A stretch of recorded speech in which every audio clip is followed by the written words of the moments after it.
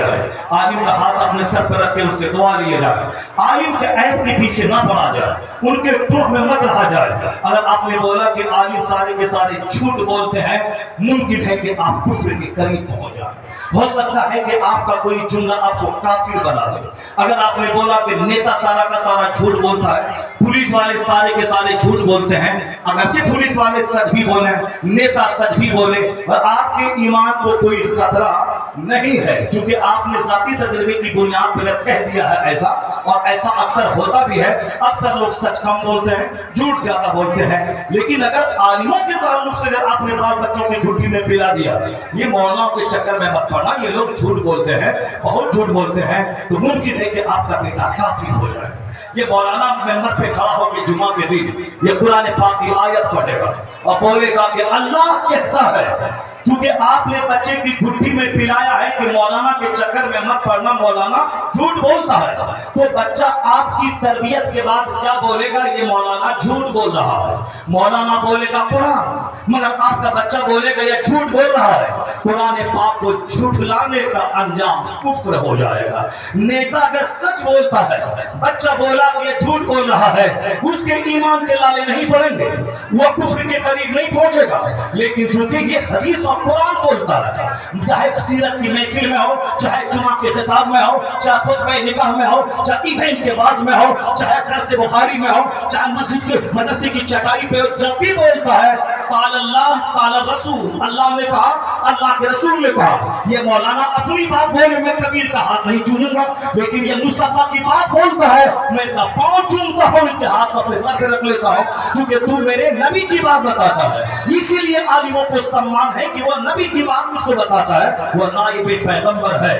تو اگر ان نائب پیغمبر کی توہین آپ نے کیا, ان کے تعلق سے مس انڈرسٹینڈنگ دماغ میں پال کے رکھا, ممکن ہے کہ کفر کے قریب پہنچ جائے. اس لیے ان کے ٹوپ پہ نہ لگے رہیں, ان کے عیب کا دسترخوان بچھا کے نہ اس کو اپنی خوراک بنا لیں, بلکہ ہمیشہ کی اچھائی پہ نظر رکھیں, درس حدیث پہ نظر رکھیں, درس قرآن پہ نظر رکھیں, ان کے امامہ پہ نظر رکھیں, ان کی داڑھی پہ نظر رکھیں, ان کی ٹوپی پہ نظر رکھیں. یہ 4 سال کی عمر سے مدرسے سے نمازی ہے, ان پہ نظر رکھیں. اگر ہم ارب پتی 25 سال کی عمر میں مولانا کی تقریر سننے کے بعد نمازی ہو بھی گئے, تو ہمارے ذمہ 10 سال کی نماز قضا ہے, مگر یہ 4 سال سے مدرسے میں پہلے دن سے لے کے اس وقت سے لے کے آخری زندگی تک یہ نمازی ہے. کم سے کم اس پوائنٹ آف ویو سے یہ ہم سے کروڑوں گنا بہتر ہے. میرے 10 سال کی نماز قضا ہے, میرے 20 سال کی نماز قضا ہے, اور یہ بندہ بچپن سے نماز پڑھ رہا ہے. میں تو کبھی کبھار رمضان میں قرآن بے دلی سے سن لیتا ہوں, یہ بندہ روزانہ قرآن پڑھتا ہے, دوسروں کو پڑھاتا ہے, اور حضور نے کہا تم میں سب سے بہتر وہ ہے جو قرآن پڑھے اور دوسروں کو پڑھائے.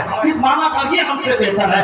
اگر یہ پوائنٹ دماغ میں آیا تو پھر کیا ہوگا؟ عالموں کی محبت آپ کے مردے کو زندہ کر دے گی, عالموں کی محبت آپ کو سنتوں کا عامل بنا دے گی, عالموں کی محبت آپ کو متقی پرہیزگار بنا دے گی. جو ڈکیت سے محبت کرے گا اس کا ڈکیت ہونا طے ہے, اور جو نیکوں سے محبت کرے گا اس کا نیک بننا طے.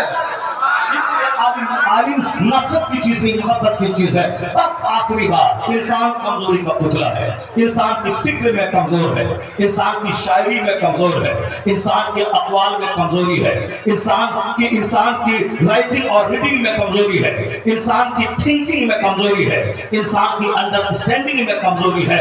اللہ تمام کمزوریوں سے پاک ہے. مصطفیٰ اللہ کی عطا سے وہ بھی تمام کمزوریوں سے پاک ہے. حضور کی ساری باتیں طاقتور ہے, اللہ کی ساری بات تمام ڈیفیکٹ اور ڈیمیرٹ سے پاک ہے.